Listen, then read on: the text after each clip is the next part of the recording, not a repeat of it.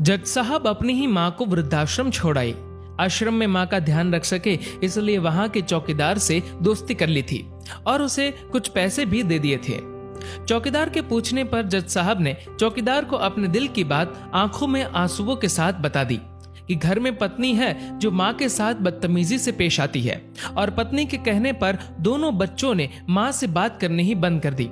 माँ को अकेलापन लगने लगा और इन सब वजहों से दिन भर रोती रहती थी, इसीलिए उसे आश्रम छोड़ने के लिए आ गए। तो चौकीदार ने कहा, जज साहब आपके सामने सारे सबूत थे कि कौन सही और कौन गलत है, लेकिन अपनी ही माँ के साथ न्याय नहीं कर पाए तो औरों के साथ क्या न्याय करते होंगे आप। ये बात जज साहब के दिल को चुभ गई।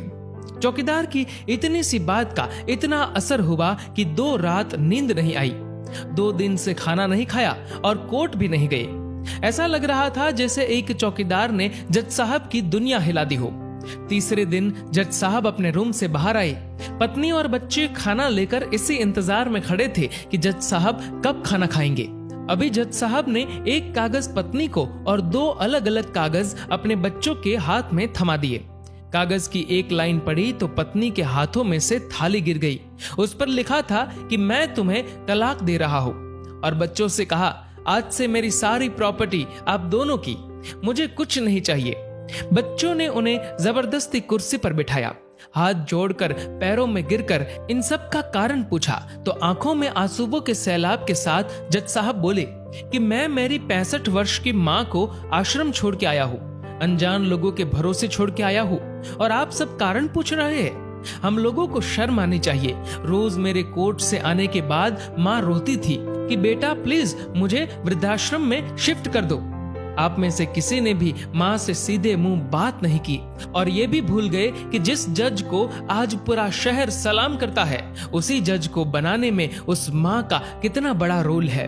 कभी दूसरों के घरों में काम करने जाती तब भी मुझे अकेला ना छोड़ती थी। ऐसी भगवान समान माँ को मैंने आश्रम में छोड़ दिया, और वो भी ऐसे लोगों के भरोसे जिन्हें ये तक नहीं पता कि माँ को क्या बीमारियां है। खुद को कोसते हुए जज साहब कहते हैं, दूसरों पर फैसले सुनाने वाला आज मैं खुद हार गया। मैं जज नहीं बल्कि गुनहगार हूँ, और मैंने जो गुनाह किया है वो शायद कानून तो माफ कर देगा, लेकिन ईश्वर के कोर्ट में वो कभी माफ नहीं होगा। ये कहते हुए जज साहब बोले कि अब मैं अपने पापों का प्रायश्चित करने जा रहा हूँ। मैंने अपना सब कुछ आप लोगों को सौंप दिया है और अब अपनी माँ के साथ आश्रम में रहूंगा और उनकी सेवा करूंगा। पत्नी से जज साहब ने कहा कि याद रखना, आज तुमने उस माँ को आश्रम भिजवाया, तुम भी एक माँ हो, कल तुम्हें भी कोई आश्रम भेजेगी, तब तुम्हें मेरे इन शब्दों का अर्थ सही मायने में समझ आएगा। ये बोलकर जज साहब आश्रम के लिए चल दिए। आधी रात को चौकीदार भी जज साहब को देखकर चौंक गया। आश्रम के अंदर दाखिल हुए तो देखा माँ सो रही थी। करीब जाकर देखा तो पूरे परिवार की तस्वीर से लिपटकर रोते हुए माँ सो गई थी। आश्रम का प्रशासन भी जाग गया, क्योंकि पीछे पीछे पत्नी और बच्चे भी आ गए थे। उन्हें यह एहसास हो गया था कि उन्होंने क्या पाप किया है। तभी आश्रम की एक कर्मचारी बोली, हम इन्हें आपको नहीं सौंप सकते, क्या पता कल आप इन्हें मार दो तो। ये सुनते ही जज साहब की पत्नी को दिल में बहुत दर्द हुआ।